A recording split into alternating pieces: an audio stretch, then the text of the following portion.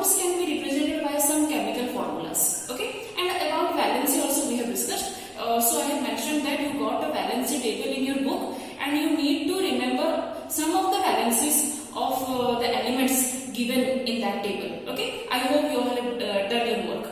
So now let's discuss about the deriving chemical formula. How we can derive the chemical formula? As we have discussed, the chemical formula of water is H2O. The chemical formula of carbon dioxide is CO2. Okay, so some of the chemical formulas we have discussed. So how we can get the chemical formula?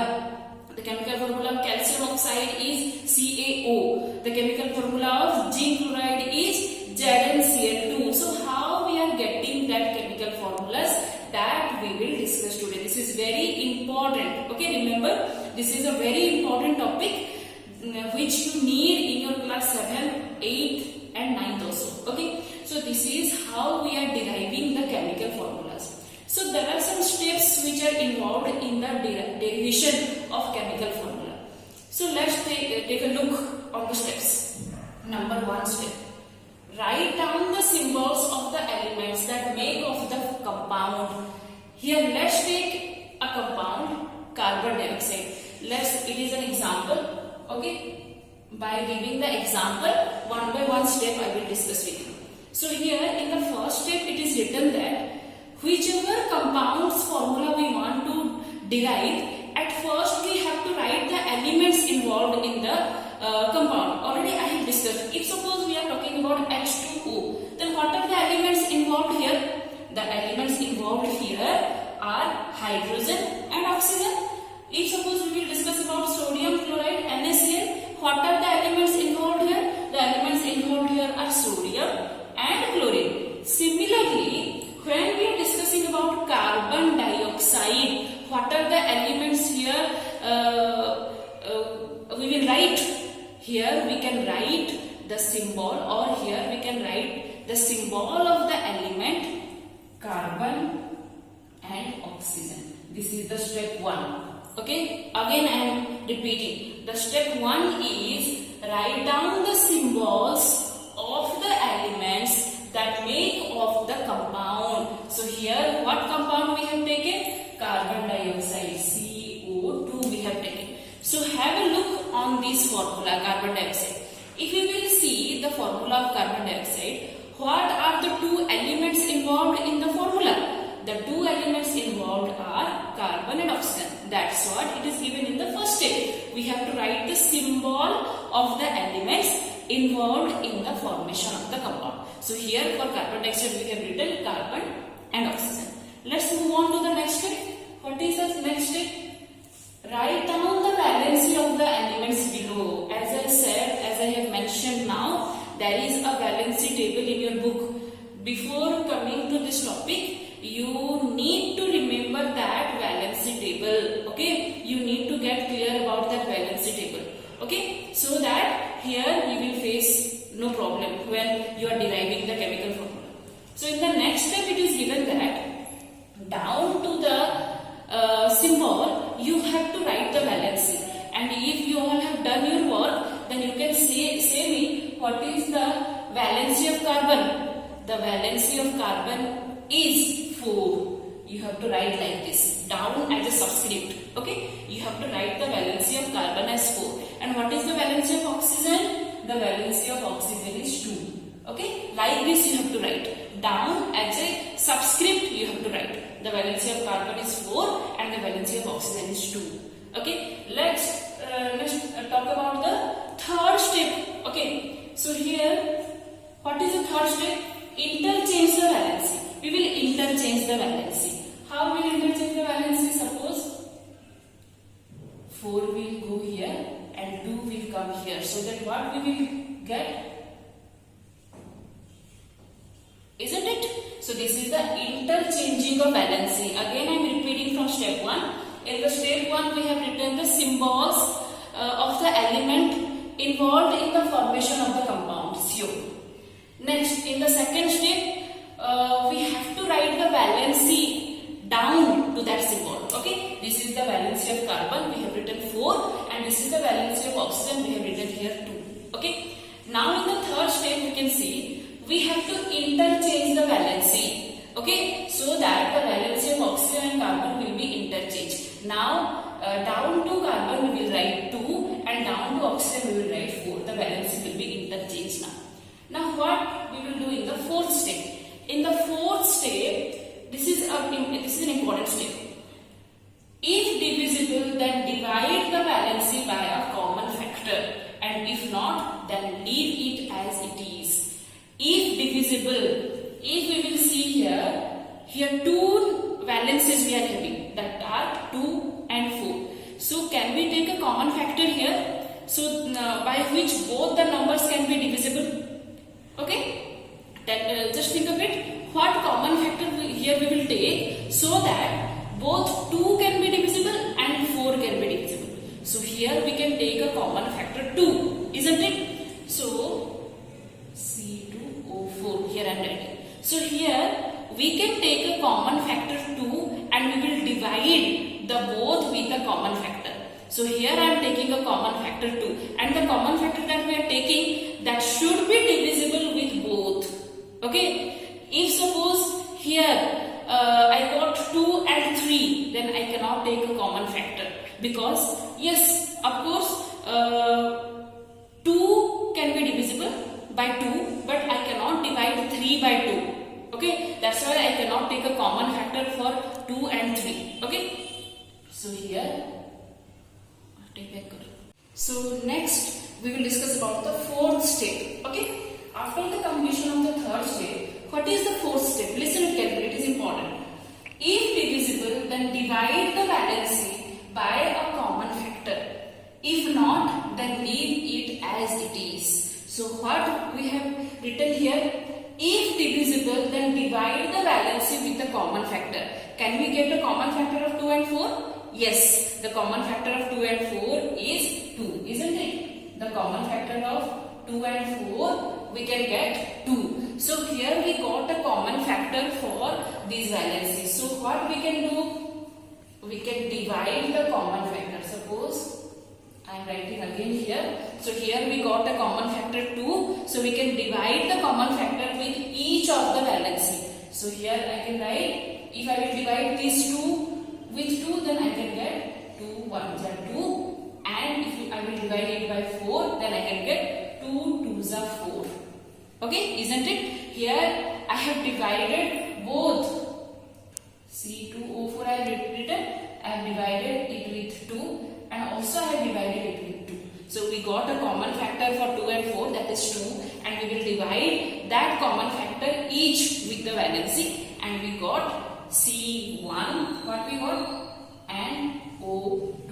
But remember, here need not to write 1. If we got 1, then need not to write 1 here. So we can simply write as CO2, and CO2 is a chemical formula of carbon dioxide. This much step only. Only 4 steps we have to go.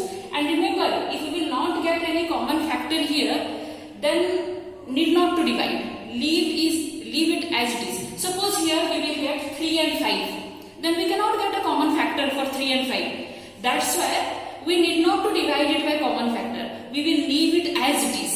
Okay? We will discuss some more examples, there we will get clear.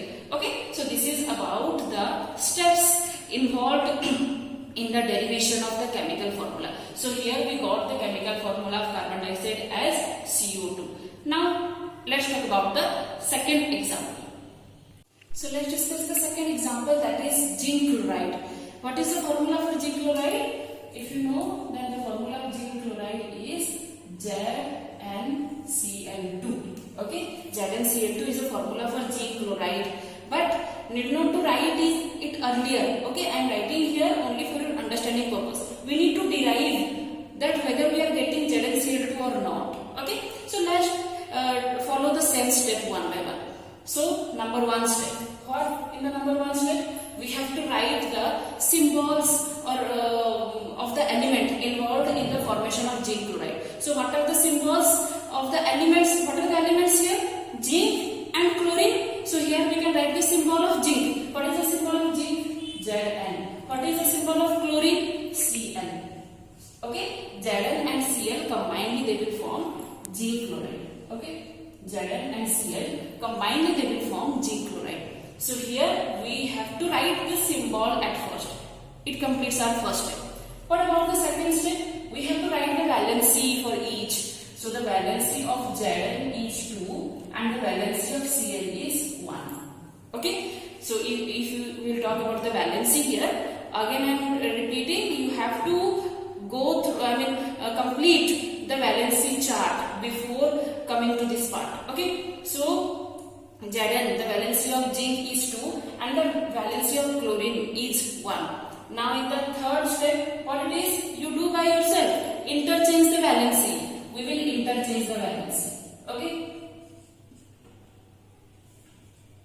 like this we will interchange. So what we will get? Zn, Zn1 and Cl2. Now let's see whether this is dividing with a common factor or not. Can we get a common factor for 1 and 2 other than 1? Okay, because no need to take 1 here. If you will take 1 as a common factor, we will get the same result only, isn't it? So other than 1, can we get a common factor for 1 and 2? No. So here leave it as it is, as I have mentioned in the earlier example. If it is dividing with a common factor, then divide, or else leave it as it is. So it is not having a common factor other than 1. So if you will take 1, then also we will get the same result. So you need not to take 1 as a common factor. Then write the formula as it is. And as I have mentioned, you need not to write 1. Okay, 1 has no value. So we will write Zn only. ZnCl2.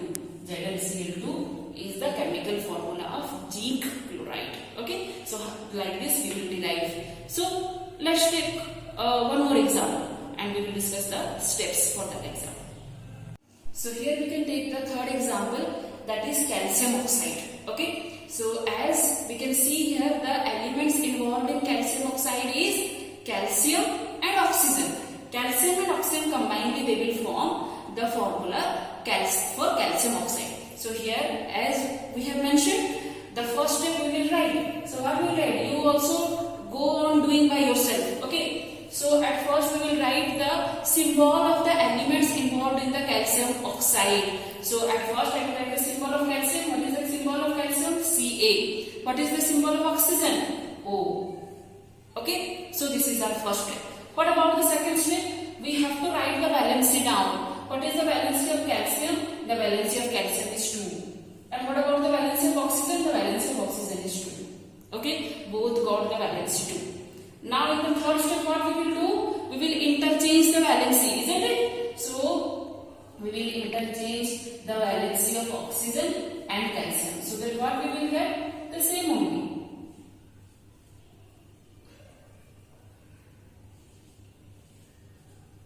Okay, we will get the same. Number 4. If divisible, then we will divide it into a common factor. So what is the common factor here? We can take a common factor 2. Okay, if you will see, we can take a common factor 2 for this. So let's divide it with a common factor 2. So what we can get after dividing with a common factor 2? 2 1s are 2 and 2 1s is 2. So we can get, so again need not write 1. That's why we can get the chemical formula CaO. Okay, got it? Like this we can derive the chemical formula. Again, there are so many chemical formulas given in your book. Try to derive it by your own. Okay, I will again give some more chemical formula which you have to derive or which you have to do by your own, and you have to show me. Then if you will talk about, yes, this is your book. Here you can see there are number of chemical formulas given in your book. Okay, so try to derive these chemical formulas. It is very important for you, and it will be needed in your higher classes also. So again, the 3 examples that we have discussed, at first you go on practicing and then you will go for the next derivation of the chemical formula. And remember here, before starting this, you have to go through, or you have to have a thorough revision for valency. Okay, you have to remember the valency table, the valency chart given at least the valencies that are given. At least the valencies that are given in your book. Okay, at least this you complete, and then you will go for the derivation of chemical formula. I hope you all have understood, and again go on practicing, or else you will have confusion of how to derive the chemical formula. Okay, so this is all about the deriving chemical formula. In the next class we will discuss about mixture. Okay, already we have completed the compound part. In the next part we will discuss about mixture. Till then, go on practicing. If any doubt, you can ask me. Okay, so till then,